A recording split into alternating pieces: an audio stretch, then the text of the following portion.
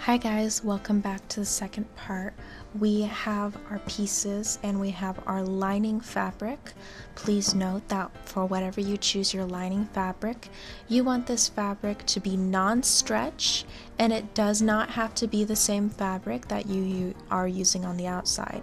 I am doing a white outside, so I do want this lining fabric to also be white because I don't want to see any color coming through. If I did like a neon orange lining with white over it, you totally see that coming through. So I am choosing white, but it is extremely important that it be non-stretch. This is absolutely zero stretch to it, which is completely necessary for the lining fabric. What you are going to do is you're going to pin your pieces onto your lining fabric. Please note that the front center piece, remember when I said that there wouldn't be a seam here? This is your belly button, this is the top of your chest, this is your crotch. We don't want a seam coming from your crotch up your bust and up your belly button. To get rid of this seam, what you're going to do is you are going to place the fabric on a fold. Do you see how this fabric is folded over? You are going to place it on a fold, and again make sure that the back is large enough to accommodate the piece on the front. You're going to go ahead and place that piece right on the front, and once it's on the front and everything's pinned down and everything looks straight and amazing, you're going to go ahead and cut the pieces out. So this is the front center piece that we are cutting out right now. Do not cut along this line, and while you're cutting, make sure to allow for seam allowance. So let's go ahead and cut this.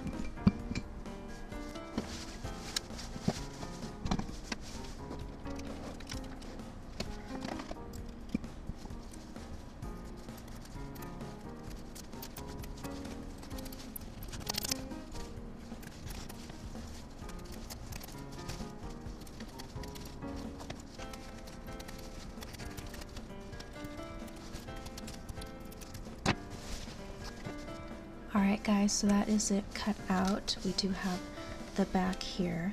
I'm going to repin the back just to make sure that, as you can see, there's a little bit of bunching that I didn't see before when I pinned it. So we want this to be completely flat. That way it is symmetrical when we go to sew it.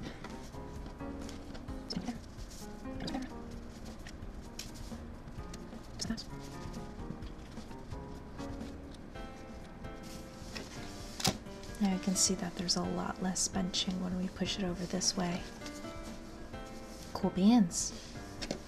Now what we also want to do at this point is mark where our seam allowances and where our pattern starts. We're going to mark that with a little bit of a pen or a pencil or a dark chalk or a light chalk, depending on what color you're doing. But we're going to go ahead and do this for all the other pieces. Let's go ahead and do that.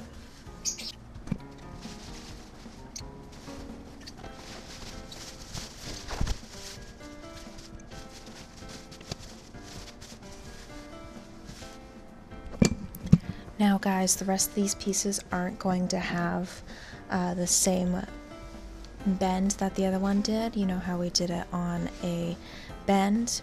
We don't need to do that for the rest of these pieces. The rest of these pieces we are just going to do normally, because this all will have seams on both sides. This doesn't have a fold, and we want to actually have these seams in here. The reason for seams in an outfit is so we can get curves to it. However, we don't really want curves and lumps in the very front belly or crotch area of our actual outfit. So we aren't going to be doing that step for any of the other pieces. These ones are going to be more normal.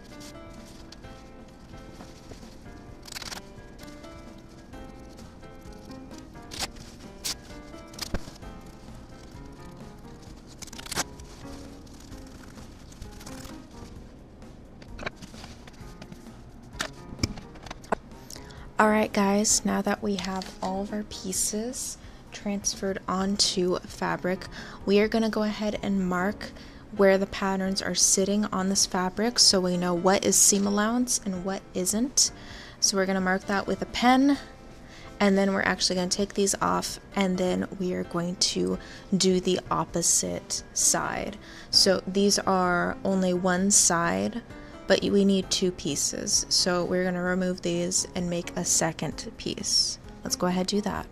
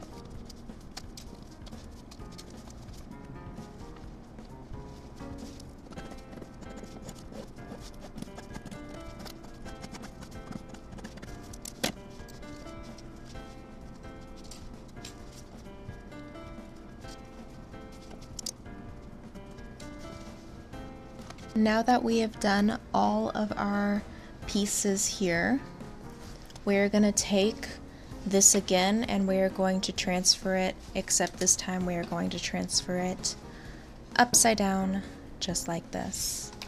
So when we grab our fabric, we are going to do it the same way. If you did it down, continue to do it down. If you did it facing up like me, continue to have it facing up. And we are going to do it just like this time, with the pattern facing down into the fabric. Keeping the fabric, so I was right side, this is the wrong side, this is the right side. I'm staying with right side, and I have it facing the other way now. So if you've been on the wrong side this entire time, go ahead and flip it. Flip your pattern, but don't flip your fabric, is what I'm trying to say here. So we're going to repeat the exact steps we've already done.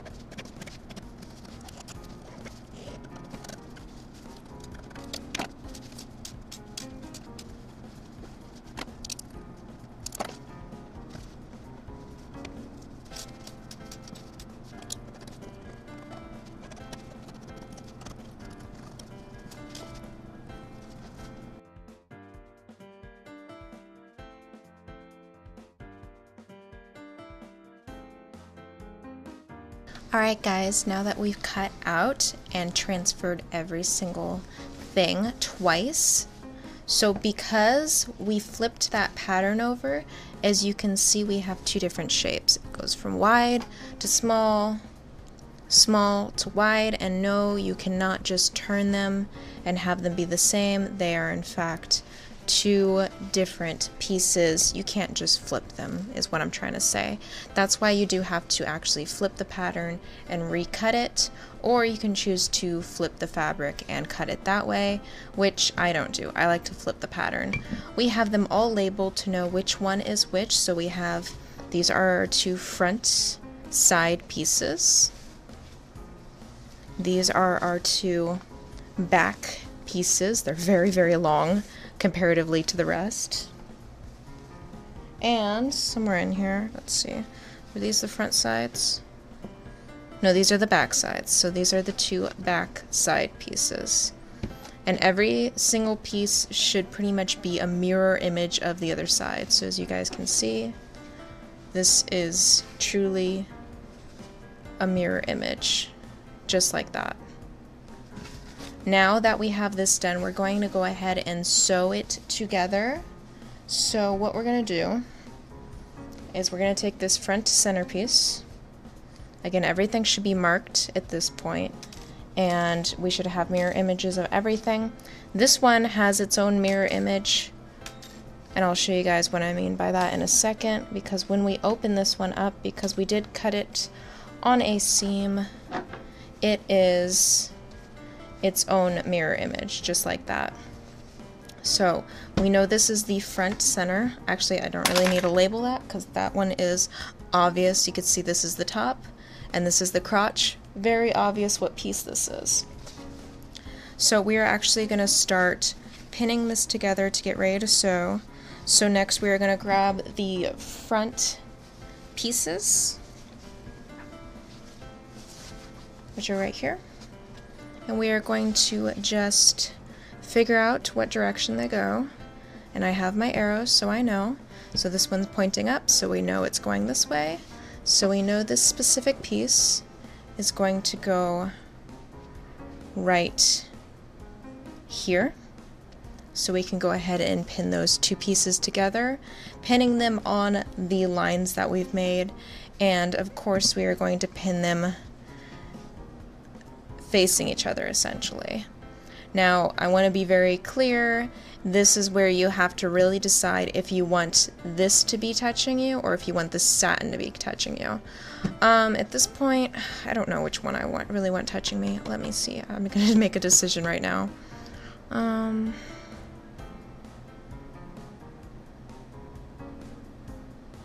feel like the satin would be worse facing me.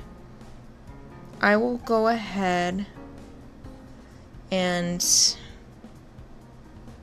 actually I'm having trouble here. Yeah, I'm gonna do it the satin facing away from me. So as we pin them, we are going to find the line. Thankfully this fabric is transparent, so I don't need to put the line on both sides.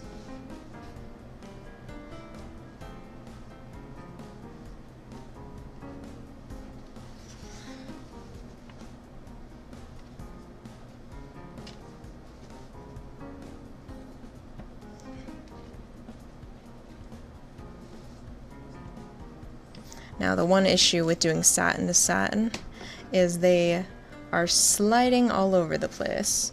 So we'll see how good this turns out going satin to satin. I might decide later to go the other way. Let's see how far we get here.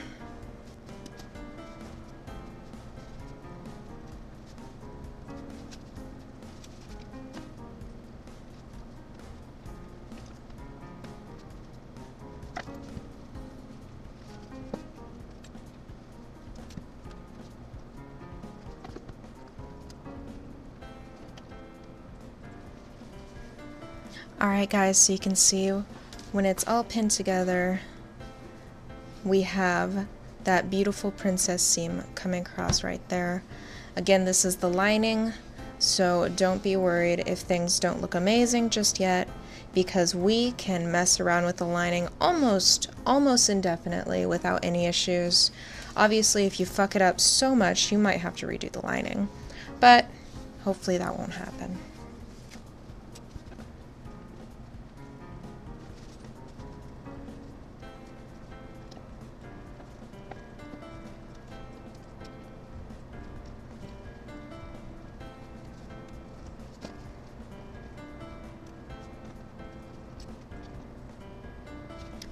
Alright guys, so again, now that we open this up, you can see this is what the front is looking like. So we have, this is where the chest is going to be, this is that princess seam, and then this is the crotch, and these are the tops of the legs, so when it's hemmed it's going to be in like that. Very, very cute. We are going to travel all the way along this fabric, slowly attaching it until we have the entire thing. Let's go ahead and do that.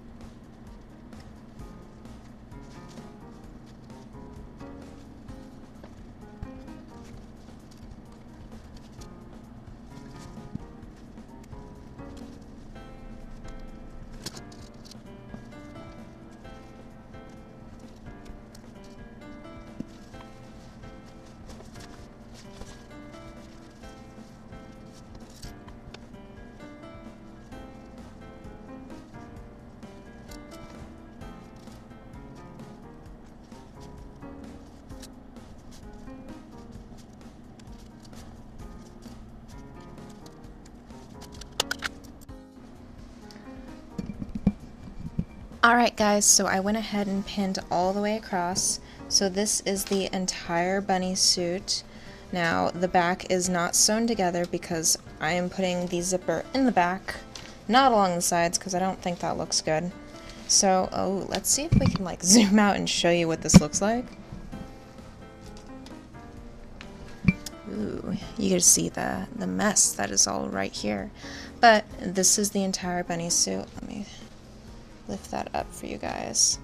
As you can see, there's that centerpiece right there that has the crotch right down there next to my Pureology bottle.